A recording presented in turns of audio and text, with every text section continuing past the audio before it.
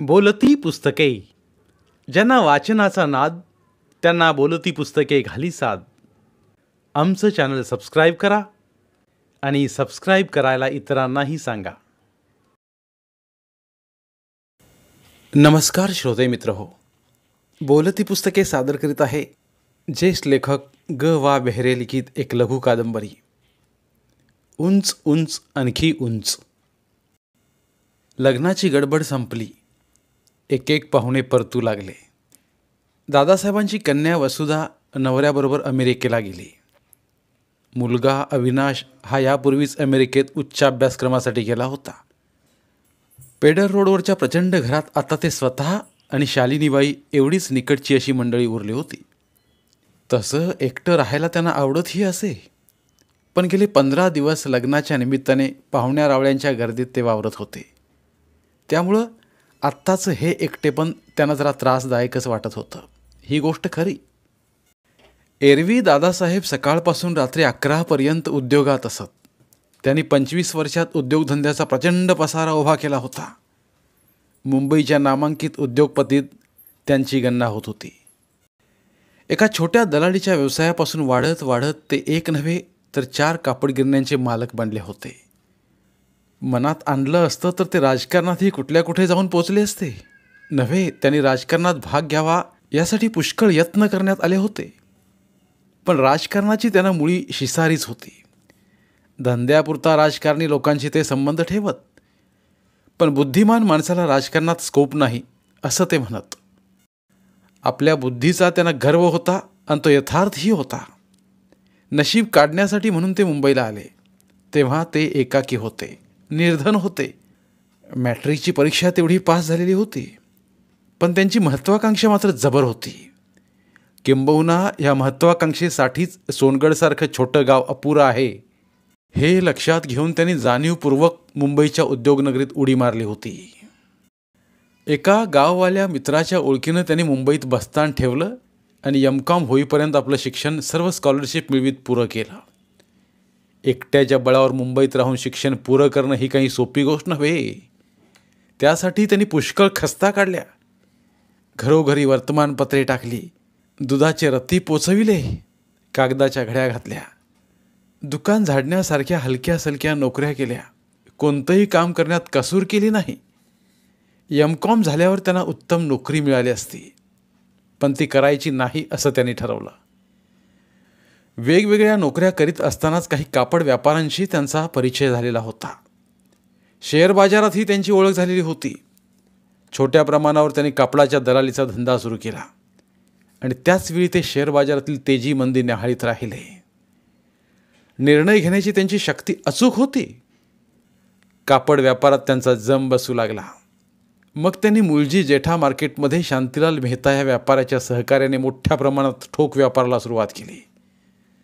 संधी मिळाली की शेअर बाजारात ते सौदेही करू लागले आणि मग बघता बघता त्यांना स्वतःच्या पायावर चांगल्या तऱ्हेनं उभं राहता येईल अशी स्थिती प्राप्त झाली. पण मुळातच ते अल्पसंतुष्ट नव्हते. पुष्कळ कापड गिरण्या मोडकळीला आलेल्या होत्या. फावला वेळ ते कंपनीविषयक कायदेकानुनांचा अभ्यास करण्यात घालवीत. श्रीमंत आणि महत्त्वाकांक्षी व्यापाऱ्यांशी संधान ठेवून असत. बाजारात काळा पैसा मोठ्या प्रमाणावर येऊ लागला होता. मोठ्या प्रमाणात परकीय कंपन्या येथील कारभार गुंडाळत होत्या. मार्बल आणि कंपनीच्या चालकत्वाखाली असलेल्या 4 कापड गिरण्यांचा कारभार त्यांनी 4-5 व्यापाऱ्यांच्या सहकार्याने ताब्यात घेतला. अनेक कारणांमुळे कंपन्या डबघाई चालल्या होत्या. कंपनीचा बॅलन्स शीट मात्र तशी परिस्थिती दाखवत नव्हता. पहिल्याच वर्षी ह्या कंपन्यांचा खराखुरा बॅलन्स शीट सहकाऱ्यांच्या मर्जीविरुद्ध दादासाहेबांनी प्रसिद्ध केला. कंपन्यांचे शेअर्स अतोनात गडगडले. दादासाहेबांना ह्या 4ही कंपन्यांच्या संभाव्य फायदेशीरपणाची खात्री होती. त्यांनी आणखी काही नवीन व्यापारी उभे करून त्यांच्याकडून प्रचंड प्रमाणात शेअरची खरेदी केली. आपल्याच कंपनीच्या शेअरची खरेदी विक्री करणे हे अनैतिक मानले जाते, परंतु महत्त्वाकांक्षेच्या वेडाने झपाटल्या दादासाहेबांनी ते पथ्य झुगारून दिलं. त्यांनी बेनामी इन्व्हेस्टर्स निर्माण केले आणि 5-7 वर्षाच्या कालखंडात कंपनीचं स्वामित्व आपल्याकडे राहील अशा तऱ्हेने आर्थिक वर्चस्व संपादन करून कापड व्यवसायात पक्के पाय रोवले. युद्धकाळात कापड गिरण्यांची देखभाल व आधुनिकीकरण स्थगित झालेले होते. त्यामुळे जुन्या मशिनरींच्या सहाय्याने अद्ययावत कापड स्पर्धेत टिकता येणार नाही हे त्यांच्या लक्षात आले. स्वातंत्र्यानंतर आपल्या सरकारने देऊ केलेल्या ज्या ज्या सवलती होत्या त्या सर्वांचा फायदा घेऊन बघता बघता त्यांनी आपल्या 4ही गिरण्या आधुनिक यंत्रसामुग्रीने अद्ययावत करून घेतल्या. अमेरिकेतून काही नवी पेटंट्स मिळवली. नवीन तऱ्हांची आणि जातींची कापडे बाजारात येऊ लागली. ते सर्व घडत असताना कंपनी अजून फायदा करू लागली नव्हती. साहजिकच भागधारकांना आपल्या गुंतवणुकीबद्दल विश्वास नव्हता. त्यामुळं मिळतील तेवढ्या प्रमाणात आपल्याच कंपन्यांचे शेअर्स विकत घेण्याचा त्यांनी सपाटा चालू ठेवला होता.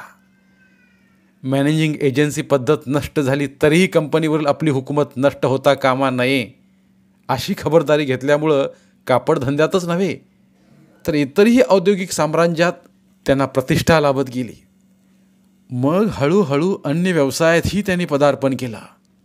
चांगली कर्तबगार मंडळी अधिक पगार देऊन वेगवेगळ्या कंपन्यांतून आणली आणि मग आपल्या औद्योगिक साम्राज्याचा पाया घट्ट केला. परंतु श्रीमंत आणि उद्योगपतींबद्दल ह्या देशात एक अकारण कटुता आहे. हे लक्षात घेऊन आपल्या धंद्यात त्यांनी कधी भपका आणू दिला नाही. दारिद्र्याची आणि त्यांची लहानपणापासूनचीच ओळख होती. त्यामुळं सुखोपभोगाविषयी त्यांच्या मनात अनिवार्य लालसा असे. पण ही लालसा त्यांनी मनातल्या मनात दाबून ठेवली. आपली राहणी त्यांनी नेहमीच साधी ठेवली. ते परदेशात गेले की मात्र हवी तेवढी मौज करून घेत. त्याचप्रमाणे समाजातील सर्व सामाजिक चळवळींना ते मुक्तपणे सहाय्य करीत. त्यांचे सहाय्य अर्थातच हिशोबी असे, पण तो हिशोब सहसा कुणाला कळत नसे. सत्तेवर असणाऱ्या माणसांना खुश करण्यासाठी ते स्वतः कधी पुढे झाले नाहीत, पण त्यासाठी एक स्वतंत्र खातंच त्यांनी निर्माण केलं होतं. जाहिरात, व्यवस्थापन, निर्मिती मूल्य, कामगारविषयक संबंध या सर्वांतच त्यांची म्हणून एक छाप मुंबईच्या औद्योगिक नगरात होती. त्यांच्या मधुर जिव्हाळ्याने भरलेल्या उदार शब्द लाघवाला राजकारणी लोक तर फसतच, परंतु असंतोष पेटवण्यासाठी उत्सुक असले कामगार नेतेही फसत असत. तसे ते प्रत्येक गोष्टीत आग्रही होते. नियमितपणा, शिस्त, सचोटी ह्यांच्या पालनासाठी ते नेहमीच कठोरपणाचा अवलंब करीत. पण हा कठोरपणा त्यांच्या चेहऱ्यावर कधी दिसत नसे किंवा त्यांच्या कृतीतूनही कधी जाणवत नसे. आपल्याला हवं ते करून घेण्यासाठी त्यांनी एक निराळीच यंत्रणा उभी केली होती आणि ती यंत्रणा ते कौशल्याने राबवित असत. त्यांच्यावर कोणतेही कायदे मोडल्याचा कधीही आरोप ठेवला गेला नाही, कारण कायदे करणाऱ्यांपेक्षा त्यांची बुद्धी तल्लख होती. कायदे पाळूनही कायदे निरर्थक करता येतात हे त्यांना कळलेलं होतं. Income tax, sale tax, excise वगैरे बाबतीतील त्यांच्या कंपन्यांची पत्रकही आदर्श असतात असं नेहमी संबंधित अधिकारी सांगत असत. किंबहुना दादासाहेबांना लहान सहान अधिकाऱ्यांकडून अपमानास्पद वागणूक स्वीकारणं रुचण्यासारखंच नव्हतं. म्हणून कायद्याचं काटेकोर पालन करून जास्तीत जास्त फायदे कसे करून घेता येतील या विषयाचं त्याने एक शास्त्र बनवून घेतलं होतं. अनेक उद्योगपती या विषयावर त्यांचा सल्ला घेत असत. सरकार दरबारी वेगवेगळे मान सन्मान त्यांच्यासाठी राखून ठेवले जात. 25 वर्षांच्या मानाने आपली कमाई काही वाईट नाही अशा संतोषानं दादासाहेब मनातल्या मनात प्रसन्न होते. दादासाहेबांचं गृहस्वास्थ्यही वाखाणण्यासारखं होतं. त्यांची पत्नी शालिनी ही लक्षात राहण्या इतकी सुंदर होती आणि आज लग्न होऊन 20-22 वर्षे झाली तरी तिच्या सौष्ठवात आणि सौंदर्यात उणेपणा आलेला नव्हता. दादासाहेबांना ती आतून बाहेरून चांगली ओळखत होती. त्यांचं बाहेरचं औदार्य, सुसंस्कृतपणा, आर्जवीपणा ह्यामागे एक जळजळीत अहंकार उभा आहे हे तिनं अनेकदा अनुभवलेलं होतं. तिने तो अहंकार भोगलेलाही होता आणि आता त्या अहंकाराच्या आगीची तिला सवय झाली होती. दादासाहेब अगदी एकांतात असले तरीसुद्धा ते आपल्या एकटीचे नसतात हेही विष तिनं पचवलं होतं. दादासाहेबांच्या चारित्र्याचा लौकिक जेव्हा ती सर्वांकडून ऐकत असे तेव्हा ती मनातल्या मनात हसत असे, कारण दादासाहेब कोणत्याही एका मिठीत मावण्या इतके लहान नव्हते. ते स्वतःला विसरू शकत नव्हते. लहानपणापासून जोपासलेला अहंकार त्यांना झुगारून देता येत नव्हता. दिवसाच्या 24 तासांच्या प्रत्येक क्षणात नवीन आकांक्षाची स्वप्ने ते पाहत असत. किंबहुना व्यवसायातील यशाखेरीज अन्य काही त्यांच्या डोक्यातच नसे. अतिरिक्त श्रमामुळे कुठे दमछाक झालीच तर केवळ अशा अन्य विसाव्याच्या गोष्टी असत. तशीच स्त्रीही असावी आणि ती स्त्री स्वतःची पत्नीच असली पाहिजे असाही त्यांचा आग्रह नसावा. कुणावर प्रेम करायचं म्हणजे त्याला बरोबरीनं वागवावं लागतं, त्याचा अनुनय करावा लागतो, क्वचित प्रसंगी कौतुक करून मोठेपणा द्यावा लागतो. ही गोष्टच त्यांच्या संग्रही नव्हती. पण ते सारं शालिनीबाईंनी लग्न होता क्षणी स्वीकारलेलं होतं. एकतर लग्न झालं तेव्हा त्या दादासाहेबांकडे स्टेनो म्हणून काम करीत होत्या. एका अमेरिकन फर्ममध्ये त्यावेळी शालिनी चांगल्या पगारावर नोकरीस लागलेली होती. स्टेनो कम चिटणीस म्हणून तिच्या गुणवत्तेत कसलीच कसूर नव्हती. दादासाहेबांना नेहमीच पहिल्या क्रमांकावरील माणसं नोकरीवर ठेवण्याचा हव्यास होता. ते हवा तेवढा पगार देऊ करत. दादासाहेबांच्या PROने ज्यावेळेस शालिनीबाईंना नोकरीची ऑफर दिली तेव्हा तेही थोडी आश्चर्यचकितच झाली होती. एका महाराष्ट्रीय कारखानदाराकडे एवढा पगार दिला जातो यावर तिचा विश्वासच बसेना. ज्या वेळेस ती इंटरव्ह्यूसाठी दादासाहेबांकडे आली तेव्हा ती त्यांच्या व्यक्तिमत्वाला आणि लाघवाला भुलली. यात काही नवलच नाही. दादासाहेबांच्या डोळ्यांत एक भरून टाकणारं तेज होतं. बुद्धिमत्तेचं तेज तर त्यांच्या अंगोपांगावरून वाहत होतं. का कुणास ठाऊक त्यांच्या कार्यालयातील नेटकेपणा, व्यवस्था पाहून तिनंही नोकरी स्वीकारायचं ठरवलं. ती नोकरीवर आली तेव्हा काम करताना तिला नवा हुरूप आला. दादासाहेबांचा कामाचा वेग पाहून तर ती आश्चर्यचकितच झाली. तिला आपल्या कॉन्व्हेंट इंग्लिशचा अभिमान होता, परंतु दादासाहेबांचं डिक्टेशन घेताना ती भारून गेली. दादासाहेब अतिशय अलिप्तपणानं वागत. आपुलकीचा किंवा जिव्हाळ्याचा कोणताही विषय ते काढीत नसत. 7 तासांच्या तिच्या नोकरीत काम करून ती कधीकधी इतकी दमून जाई की तिला वाटे आपण उगाचच आपली सुखाची नोकरी सोडून इथं आलो. तिला कामाचा कंटाळा नव्हता, पण दादासाहेबांचा कामाचा झपाटा एखाद्या यंत्रासारखा होता. दादासाहेबांचा तिच्यावर एखाद्या मांत्रिकासारखा ताबा बसत चालला होता. काही महत्त्वाची पत्रे डिक्टेट करून घेण्यासाठी एकदा ती रविवारी ऑफिसमध्ये आली. त्यावेळेस प्रथमच दादासाहेब तिला एका निराळ्या मूडमध्ये दिसले. त्यांनी तिला चहासाठी थांबायला सांगितलं. इंटरव्ह्यूच्या वेळेस अनुभवलेला तो जुना जिव्हाळ्याचा स्वर तिला पुन्हा ऐकायला मिळाला. तुमचं लग्न झालं आहे का? माझ्या अर्जात मी लग्न झालेलं नाही असं लिहिलं होतं. हां, ते मला माहीत आहे, पण कित्येकदा अर्जात नोकरी मिळवण्यासाठी आपलं लग्न झालेलं नाही असं मुली लिहितात. पण मी खोटं लिहिलेलं नाही. म्हणजे अजून तुम्ही कुमारिका आहात असंही मी म्हटलेलं नाही. अच्छा, म्हणजे तुम्ही अनमॅरिड आहात. हो. तुमचं कोणाशी लग्न ठरलंय का? नाही. का? मला माहीत आहे हे सारे प्रश्न खाजगी आहेत, पण तसं कारण आहे म्हणून विचारतोय. उत्तर द्यायची इच्छा नसेल तर मी आग्रह धरणार नाही. तसंच काही नाही. उत्तर न देण्यासारखं त्यात काही नाही आणि असले प्रश्न मला खाजगीही वाटत नाहीत. That's good. मग तुमचं लग्न ठरलेलं नाही आहे तर? नाही. तुम्ही कोणाच्या प्रेमात पडलेले आहात काय? असंही म्हणता येणार नाही. तुमच्यासारख्या सुंदर देखण्या स्त्रीला आत्तापर्यंत अविवाहित राहू देणं हा पुरुष जातीला कलंक आहे. ते तुम्हा पुरुषांनाच विचारायला हवं. एवढं खरं की मला आवडणारा पुरुष अजून भेटला नाही. तुमची आदर्श पुरुषाची कल्पना तरी काय आहे? मला कोणताही आदर्श पुरुष नकोच आहे. मला चांगला पुरुष हवा आहे, जो मला सुखात ठेवील, ज्याच्याजवळ भरपूर पैसा आहे. एखाद्या मिडिऑकर माणसाशी मी कधीच लग्न करणार नाही. माझ्याबद्दल तुमचं काय म्हणणं आहे? काही म्हणणं असण्यासारखं नाही. मी कधी तसा विचारच केलेला नाही. विचार करून पहा. अशक्य गोष्टींची स्वप्न मी कधी पाहत नाही. पण ही गोष्ट अशक्य का वाटते? अनेक कारणांमुळे. तुम्ही चांगले खानदानी कुटुंबातील श्रीमंत आहात. उद्या आणखीन श्रीमंत होत राहाल. तुम्हाला जी गोष्ट उद्या सांगायची आजच सांगितलेली बरी, की मी चांगल्या कुळातील नाही. गरिबीत वाढले मी. परिश्रमाने शिक्षण पूर्ण केले. मला आता स्वास्थ्य आणि सुख हवं आहे. हे सारं गृहीत धरून मला कोणी जोडीदार मिळाला तरच हवा आहे. नाहीतर आज मी सुखात आहे.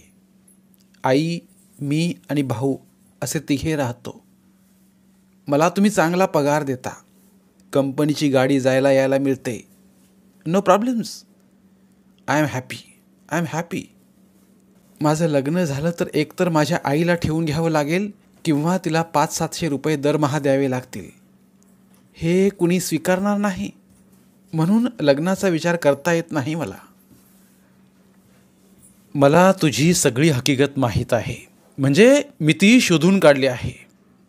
मला वाटतं आहे ही परिस्थिती स्वीकारली तर लग्नाला तू तयार आहेस का? शालिनी त्यांच्याकडे पाहतच राहिली. एरवी अबोल ताठर वाटणाऱ्या माणसात असा मधाळपणाही असतो तर. त्यांच्या डोळ्यांत आता एक मिश्किल झाक चमकत होती. खरे तर केवळ रविवारी जादा ओव्हरटाईम मिळतो म्हणूनच ती कामाला आलेली होती. एरवी रविवार म्हणजे तिचा अत्यंत चैनीचा वार. पण आजचा रविवार तिच्यासाठी काही नवीनच ताट वाढून घेऊन आलेला होता.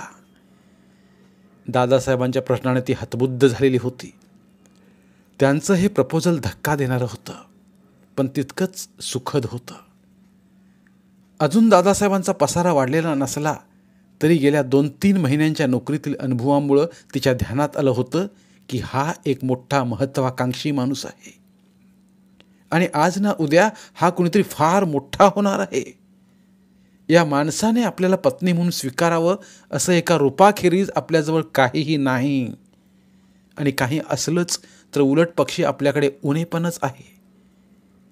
तिला वाटलं एकदम आपण हो म्हणून टाकावं, पण तिच्या तोंडून एकदम होकार जाणंही शक्य नव्हतं. कारण अनुभवानं ती फार सावध बनलेली होती. तिनं सांगितलं, मी विचार करून सांगेन. ती जायला निघाली तेव्हा दादासाहेब कधी नव्हे ते दारापर्यंत पोचवायला आले. केबिनचा दरवाजा उघडण्यापूर्वी त्यांनी तिच्या खांद्यावर हात ठेवला. तिचं अंग आपोआप चोरलं गेलं. ते नुसतेच हसले आणि म्हणाले, मी वाट पाहू शकतो, तशी मला घाई नाही. आणि मग खांद्यावरील आपला हात त्याने तिच्या मावसल कंदात रुतविला. दरवाजा उघडून ती जाण्याची ते वाट पाहू लागले. पण ती गेली नाही. ती म्हणाली, मी होकार देण्यापूर्वी तुम्ही नीट विचार करा. वाटलं तर माझ्या घरी या. माझी आधी थोडी चौकशी करा. मागाहून गैरसमज नकोत. पण तसं काही घडलं नाही. पूर्ण विचार केल्याशिवाय पाऊल टाकण्याचा दादासाहेबांचा रिवाजच नव्हता. त्यांनी हिशेब केलेला होता. चौकशा केलेल्या होत्या. त्यामुळे त्यांनी योजल्यानुसार सारं काही घडत गेलं. त्यांचं लग्न झालं. लोकांच्या दृष्टीनं का होईना त्याचं रूपांतर सुखी संसारात झालं. आपल्या गेल्या 20-22 वर्षांच्या सांसारिक जीवनाचा पट शालिनीच्या नजरेसमोर जेव्हा जेव्हा येई तेव्हा तेव्हा तिला वाटे, सत्ता, संपत्ती, रसिकता, मनाजुगती मुलं सारं काही आपल्या मागं चालून आलं आहे. पण ज्याच्याशी आपलं लग्न झालं तो पुरुष काही आपण नीटसा समजू शकलो नाही. दादासाहेबांचं नाव कुठल्याही स्त्रीशी निगडीत नव्हतं. उलट त्यांच्या चारित्र्याबद्दल लोक नेहमी चांगलंच बोलत. परंतु शालिनीबाईंना त्यांची निष्ठा नेहमीच संशयास्पद वाटे. कधीही रसरसून त्यांना पत्नीची गरज वाटली नाही. स्त्री पुरुष संबंधाची लालसाही कधी उफाळून आली नाही. आपल्याला अभिमान वाटावा अशा सहचारीचं त्यांनी खाजगी किंवा सार्वजनिक ठिकाणी कधीच कौतुक केलं नाही. पण त्यांना एक मात्र कळत होतं की व्यक्तित्वात जपणारा हा माणूस कुठल्याही स्त्रीच्या कधी अधीन जाणार नाही. त्यांचा संसार सुरक्षित होता. पण संसार म्हणजे काय? दगड विटांनी बांधलेली घरं? सुख वाटावं म्हणून जमा केलेली चैनीची साधनं? का शारीरिक गरज निर्माण झाली म्हणजे एकत्र आल्यामुळे निर्माण झालेली मुलं बाळं? खरं म्हणजे एवढ्या भरल्या संसारात राहूनही हा मनुष्य एवढा कोरडा कसा, रखरखीत कसा? याला स्वतःला आपल्या त्या उंच जागेवरून कधी खाली उतरावंसं वाटतच नाही का? नाही म्हणायला त्यांच्या ह्या एवढ्या सांसारिक आयुष्यात त्यातल्या त्यात त्यांच्या जिव्हाळ्याची गोष्ट म्हणजे वसुधा, त्यांची मुलगी. तिच्यापुरता दादासाहेबांचा ताठा कुठेतरी हरवत असे. त्यांचं कोरडेपण संपत असे. पण किती काळ? एखाद्या अंधाऱ्या रात्री वीज चमकावी तसं निमिष मात्र. आपल्या मुलीचं नाव कोणतं ठेवायचं हे स्वातंत्र्य सुद्धा शालिनीबाईंना नव्हतं. वसुधा हे नाव दादासाहेबांनीच ठेवलं, नव्हे तसा आग्रह धरला. शालिनीबाईंना लीना असं नाव ठेवायचं होतं, पण त्यांचं काही चाललं नाही. त्या मात्र तिचा उल्लेख लीना असाच करीत. वसुधा या नावात काहीतरी संकेत असावा असं सुद्धा शालिनीबाईंना वाटून जायचं. पण वसुधा नावाची कोणी व्यक्ती दादासाहेबांच्या आयुष्यात आली असेल ह्याचा त्यांना शोध घेऊनही काही पत्ता लागला नाही. वसुधेचं लग्न ठरल्यापासून मात्र दादासाहेब एकदम निराळे झाले. एखाद्या स्प्रिंगचा ताण सुटावा असं त्यांचं वागणं वाटू लागलं. किंबहुना लग्न ठरल्यापासून त्यांच्यात काही बदल झाला आहे हे शालिनीबाईंना जाणवत होतं. एरवी सहसा घरात न सापडणारे दादासाहेब घरात जास्त वेळ राहू लागले. बारीक सारीक गोष्टीत रस घेऊ लागले. लग्नातही त्यांचा एरवीचा अलिप्तपणा विसरून हळवेपणा निर्माण झाला होता. वास्तविक आत्ताच्या आधुनिक जगात मुलीनं सासरी जाणं याला काही फारसा अर्थ नाही. परंतु ती जेव्हा गृहप्रवेशासाठी सासरी जायला निघाली तेव्हा त्यांच्या डोळ्यात चक्क पाणी आलं. दादासाहेबांच्या ह्या बदलाकडे शालिनीबाईंना बघवेना. कारण एकतर त्यांना तशी सवय नव्हती आणि त्यांना भीती वाटली की दादासाहेबांच्या प्रकृतीवर त्याचा अनिष्ट परिणाम होईल. इतक्या माणसांच्या देखत दादासाहेबांच्या डोळ्यात पाणी यावं, पण तरीसुद्धा आपला शोक आवरून त्यांचं सांत्वन करावं अशी ताकद शालिनीबाईंच्यातही नव्हती. जमा झालेली सर्व पाहुणे मंडळी गेल्यावर दादासाहेब एकटे पाहून त्या म्हणाल्या, घर किती ओकं ओकं वाटतं नाही? हो, तुम्ही फारच मनाला लावून घेताय. असंच काही नाही. नाही कसं, तुमचा मुलीवर फार जीव होता आणि आता स्थळ पाहिलं ते सुद्धा असं की मुलगी 7 समुद्रापलीकडे गेली आहे. गाठ भेट पडायची ती सुद्धा सटी 6 मासी. असंच काही नाही. आपण तसं मनात आणलं तर केव्हाही जाऊन भेटू शकतो. आपल्याला काय कमी? काहीच कमी नाही. पण तुम्ही काय मनात आणलं तरी केव्हाही जाल. पण मी कशी वाटेल तेव्हा जाऊ शकणार? नाही नाही, तुलाही मी बरोबर घेऊन जाईन. दादासाहेबांनी आणि शालिनीबाईंनी एकमेकांकडे रोखून पाहिलं. शालिनीबाई हसल्या. त्या हसण्यात तुच्छता नव्हती, होता केविलवाना भाव. कारण आजपर्यंत दादासाहेबांनी त्यांना कधीही परदेशच्या दौऱ्यावर नेलं नव्हतं. दर 3 वर्षांनी पासपोर्ट तेवढा नव्याने रिन्यू केला होता, पण जायच्या वेळेस मात्र ते एकटेच परदेशी जात. हसू नकोस, तुला खरंच मी नेईन. खरं म्हणजे यापूर्वीच न्यायला पाहिजे होतं. जाऊ दे. एक विचारू शालिनी, तू खरंच सुखी आहेस ना? स्वतःला सावरून घेत एकदम शालिनीबाई म्हणाल्या, हा काय प्रश्न विचारता? कुणालाही मत्सर वाटेल इतकी मी सुखी आहे. मला खरोखरीच काय कमी आहे? मी बागेन ते मला केव्हाही मिळू शकतं. नोकर, गाड्या, हवा तितका पैसा, कर्तबगार नवरा, हुशार निरोगी मुलं. स्त्रीला आणखीन काय हवं? एवढं पुरतं? पुरायला पाहिजे. मग मलाही पुरायला पाहिजे. जे जे मनात मी बाळगलं त्यातलं प्रत्येक स्वप्न मी पुरं केलं. प्रयत्नांची हैगई केली नाही मी. यश खेचून मी पायाशी आणलं. खरं सांगू, मला तर दुःखी व्हायला काहीच कारण नाही. लहानपणापासून एक सरळ चालीचा रस्ता मी आखला. इकडे तिकडे न पाहता सुसाट वेगानं मी त्यावरून चालत राहिलो. इतक्या सुसाट वेगानं की मी किती रस्ता चालून आलो आहे हे सुद्धा माझ्या लक्षात आलं नाही. ज्यांच्यापेक्षा मला मोठं व्हायचं होतं ती सारी माणसं खूप कुठंतरी मागं राहिली आहेत. पण माझ्या गतीनंच मला जरा भोवळ आल्यासारखं वाटतंय. हो, तुम्ही कधी विश्रांतीच घेतली नाही. संसारात सुद्धा तुम्ही कधी फार मन घातलं नाहीत. म्हणजे घालणं तुम्हाला शक्य नव्हतं आणि आता वसूचं लग्न झाल्यामुळे तर एकदम तुम्हाला पोकळी निर्माण झाल्यासारखी वाटतीये. वसूचं लग्न, वसुधा, इतके दिवस विचारायचं काही धारिष्ट्य झालं नाही.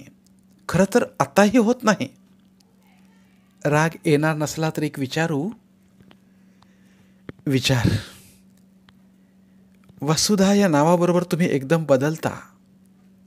वसुधा हे नाव ठेवताना सुद्धा तुमचा काही आग्रह होता. वसुधा ह्या नावाला काही खास अर्थ आहे का? क्षणभर दादासाहेब बावचळले, पण लगेच सावरून ते म्हणाले, छे छे, काहीच नाही. केव्हा तरी मला ते नाव आवडून गेलं म्हणून मला वाटलं आपल्या पहिल्या मुलीचं ते नाव ठेवायचं. घड्याळाकडे पाहून दादासाहेब म्हणाले, अरे किती वाजले, जायला हवं. फार उशीर झाला. वसूच्या लग्नामुळं कितीतरी कामं तशीच खोळंबून राहिलीत. शिवाय मला उद्या गोव्याला जायचं आहे.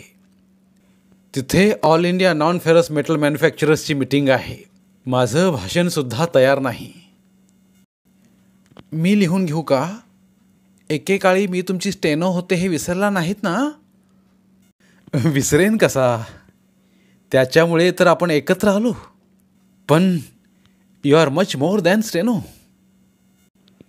नाहीतर असं करू आपण, मी सुद्धा कंटाळे आहे. मी सुद्धा येऊ का तुमच्याबरोबर गोव्याला? तशी काहीच हरकत नाही, पण इतक्या घाईनं जाण्यापेक्षा मी परतल्यावरच कुठंतरी निवांत राहायला जाऊ. कसं?